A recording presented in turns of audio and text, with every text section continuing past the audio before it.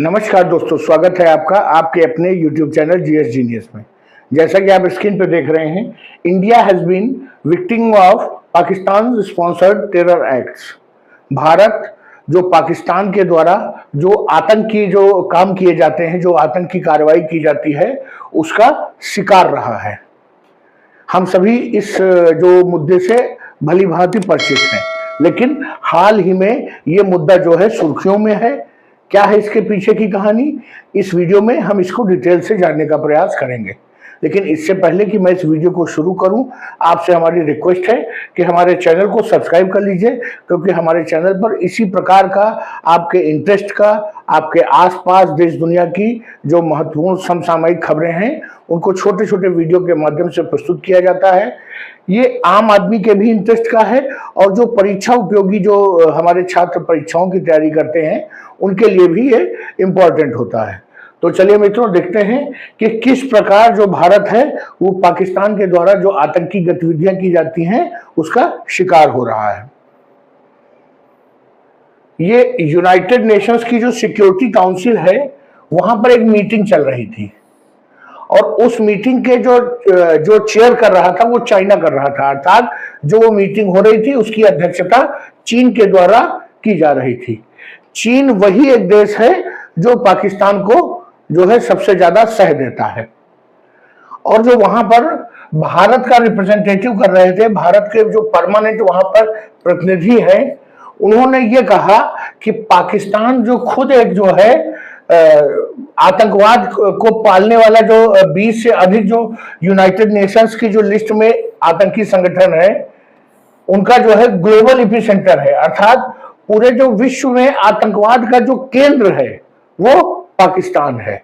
और पाकिस्तान अपने यहां ऐसे 20 से अधिक आतंकी संगठनों को पाल रहा है जो यूनाइटेड नेशंस की सूची में पूरी तरह से प्रमाणित रूप से आतंकवादी घोषित है।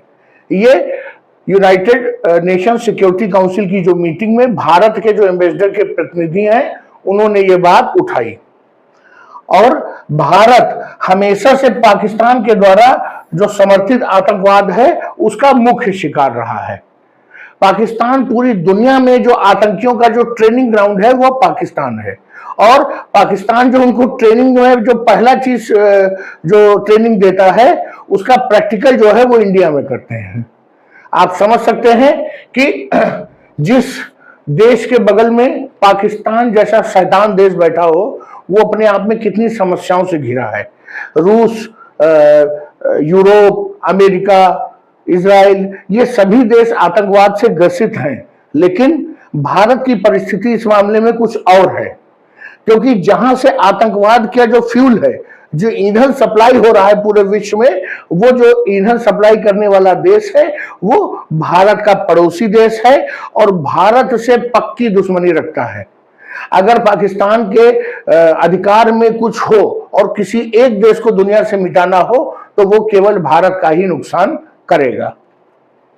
उन्होंने एक बात और कही कि ये बहुत ही हास्यास्पद है कि जो देश पूरी दुनिया में आतंक का केंद्र बना हुआ है, वो अपनी पीठ थपथपाता है और कहता है कि वो आतंक के विरुद्ध लड़ाई में दुनिया के साथ है। ये बहुत ही जो है हास्यास्पद है वास्तव में कि एक तरफ एक हाथ से वो आतंकियों को सह देता है और दूसरी तरफ कई देशों से फंड मांगता है और कहता है कि हम आतंकियों के खिलाफ कार्रवाई करेंगे, हमको फंड मुहैया कराइए। अमेरिका जैसे देश उनको पर्याप्त फंड मुहैया कराते हैं, तो उससे वो आतंक के खिलाफ कोई कार्रवाई करने के बजाय वो आतंकियों का फंडिंग करता है, उनके लिए हथियार, गोला बारूद और दूसरे देशों में जाने का जो है एक रास्ता उनको मुहैया कराता है। इस प्रकार की लड़ाई जो है आतंक के खिलाफ केवल पाकिस्तान ही लड़ सकता है। विश्व में कोई देश इस तरह की लड़ाई आतंक के खिलाफ नहीं कर सकता है, जिसमें वो आतंकवादियों को पाल कर ही आतंक को खत्म करने का प्रयास कर रहा है।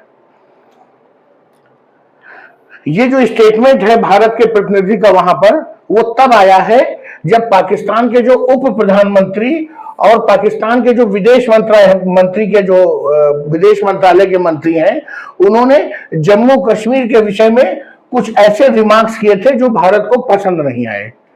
स्वाभाविक है कि पाकिस्तान के लिए अब दुनिया में कुछ बचा नहीं है, ना उनकी इकोनॉमी बची है, ना अब उनकी मिलिट्री बची है, ना उनको विश्व में केवल बाकी देशों का समर्थन है उनके पास रहे सहे केवल दो चीजें रह गई हैं, एक भारत की आलोचना और दूसरा चीन से पैसा वसूली। चीन क्यों पैसा देता है? क्योंकि चीन खुद भारत से टकराना नहीं चाहता है। वो चाहता है कि जब पाकिस्तान जैसा उनका पालतू देश भारत से टकराने को तैयार है तो उनको टकराने की क्या जरूरत। इसलिए चीन पाकिस्तान को फंडिंग करता रहता है। जो भारत के प्रतिनिधि थे ये सुरक्षा समिति में, उन्होंने कहा कि कई पाकिस्तान के जो पाकिस्तान आधारित आतंकी संगठन जो है वो पाकिस्तान में पल रहे हैं, और इनमें वो संगठन भी है जिनको यूनाइटेड नेशंस जो है खुद उन पर प्रतिबंध लगा चुका है, और यूनाइटेड नेशन सिक्योरिटी काउंसिल की कमेटी जो है उनको खुले तौर पर आतंकी घोषित कर चुकी है, जैसे कि अल-कायदा।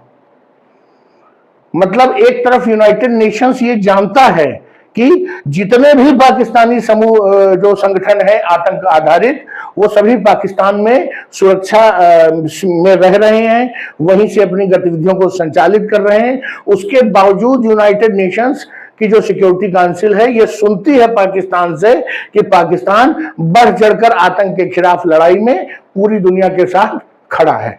बहुत ही हास्यास्पद है। इसीलिए कभी कभी कहा जाता है कि यूनाइटेड नेशन जो है अपनी भूमिका जो है समाप्त हो रही है उसकी, क्योंकि वो जिस पर लगाम लगाना चाहिए उसी से भाषण करवा रहा है कि उसने आतंक पर जो है लगाम लगाई है। ये जो स्टेटमेंट है इससे जो है चीन और पाकिस्तान दोनों के जो मत्थे पे बल पड़ गया। आप समझ सकते हैं कि चीन अध्यक्षता कर रहा हो और भारत वहां पर पाकिस्तान की खुले शब्दों में आलोचना कर दे पूरी दुनिया के सामने, और पाकिस्तान कुछ और नहीं है, चीन का एक जो है आप समझ लीजिए कॉलोनी है। अगर आपने पाकिस्तान के गाल पर एक थप्पड़ मारा तो उसका जो गूंज है और उसका दर्द जो है वो चीन को होता है। तो चीन में इस बात को लेकर के तनाव हो गया उसी मीटिंग में, क्योंकि जो चीन है वो हमेशा पाकिस्तान का एक सच्चा दोस्त रहा है। दो जो बुरे लोग हैं वो अक्सर एक दूसरे के दोस्त बन जाते हैं, और जब जब भारत और यूनाइटेड स्टेट्स ने पाकिस्तान आधारित आतंकी संगठनों को और आतंकियों को ब्लैकलिस्ट करने का अपना प्रस्ताव यूनाइटेड नेशंस में सिक्योरिटी काउंसिल्स में वहां की आम सभा में प्रस्तुत किया, तब तक चीन ने अपनी वीटो शक्तियों का प्रयोग करके उस प्रस्ताव को जो है ब्लॉक कर दिया। आप समझ सकते हैं कि पाकिस्तान का आज अगर वजूद बचा हुआ है तो वो चीन के कारण बचा हुआ है। इसीलिए पाकिस्तान उसका जो है आभारी रहता है, और जैसा जैसा चीन कहता है वैसा वैसा पाकिस्तान करता जाता है।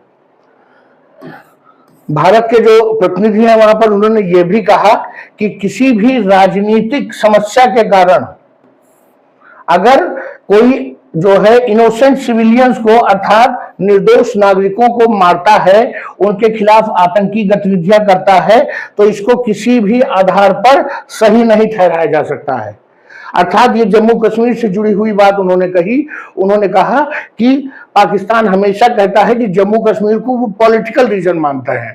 वो कहते हैं कि जम्मू कश्मीर आजाद होना चाहता है, इसलिए हम भारत का जम्मू कश्मीर के लोगों का सपोर्ट करते हैं और भारत का विरोध करते हैं। तो ये एक प्रकार का पॉलिटिकल रीजन हो गया, राजनीतिक कारण कि हम स्वतंत्र होना चाहते हैं, और इस आधार पर अगर आतंकवाद होता है और निर्दोष लोगों की हत्या की जाती है, बम विस्फोट किया जाता है, तो किसी भी तरीके से इसको भी जायज ठहराया नहीं जा सकता है। जम्मू कश्मीर के बारे में जो नाम लेते हुए उन्होंने अपनी बात कही, और उन्होंने कहा कि जम्मू कश्मीर हमेशा से जो है भारत का अभिन्न अंग था, है और रहेगा। ये वो बात है जिसको हर भारतीय जिस पर गर्व करता है और हर भारतीय इसका समर्थन करता है।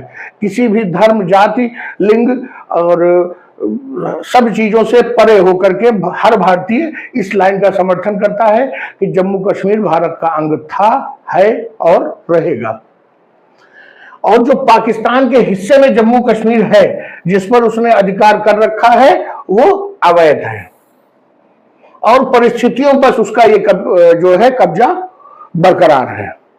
उन्होंने जो पाकिस्तान के द्वारा जो ये उल्टे सीधी जो सूचना का युद्ध लड़ा जा रहा है और बार बार ये फैलाया जाता है कि कश्मीर के लोग जो है जो वहां पर उग्रवाद कर रहे हैं, जो वहां पर एक तनाव का माहौल बना हुआ है, वो कश्मीर के लोग अपनी आजादी के लिए लड़ रहे हैं।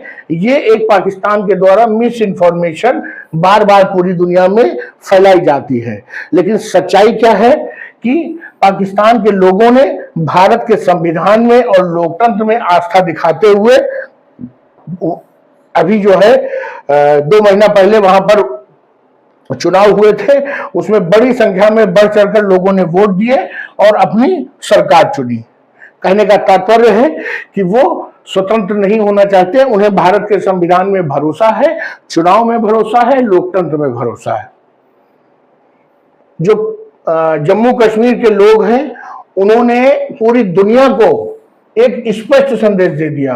उस दुनिया में पाकिस्तान भी है और पाकिस्तान पर जो पाले हुए जो ये आतंकी संगठन है उनको भी एक मैसेज दे दिया कि जम्मू कश्मीर में भारत की तरह ही एक जो है वाइब्रेंट और मजबूत और जो ज्वलंत और मजबूत जो है डेमोक्रेसी लोकतंत्र कश्मीर में है, जो पाकिस्तान में नहीं है। सच्चाई है कि पाकिस्तान में डेमोक्रेसी वैसे ही आती है जैसे बरसात के मौसम में सूरज, कभी बदली हो जाती है, कभी सूरज आ जाता है, कभी बदली हो जाती है। वहां पर लोकतंत्र की वही दशा है। तो उन्होंने एक क्लियर कट मैसेज जो है यूनाइटेड सिक्योरिटी काउंसिल में दे दिया है और ये एक अच्छा कदम इसलिए माना जा रहा है कि चाइना उस मीटिंग का अध्यक्ष था और बेचारा पाकिस्तान के लिए वो कुछ कर भी नहीं पाया। तो चलिए मित्रों, दोबारा उसी बात को दोहराते हैं कि भारत जो जम्मू कश्मीर है वो भारत का अभिन्न अंग था, है और रहेगा। चलिए मित्रों, वीडियो को समाप्त करते हैं। हमारा विश्लेषण अच्छा लगा हो तो वीडियो को लाइक करिए, चैनल को सब्सक्राइब करिए। धन्यवाद।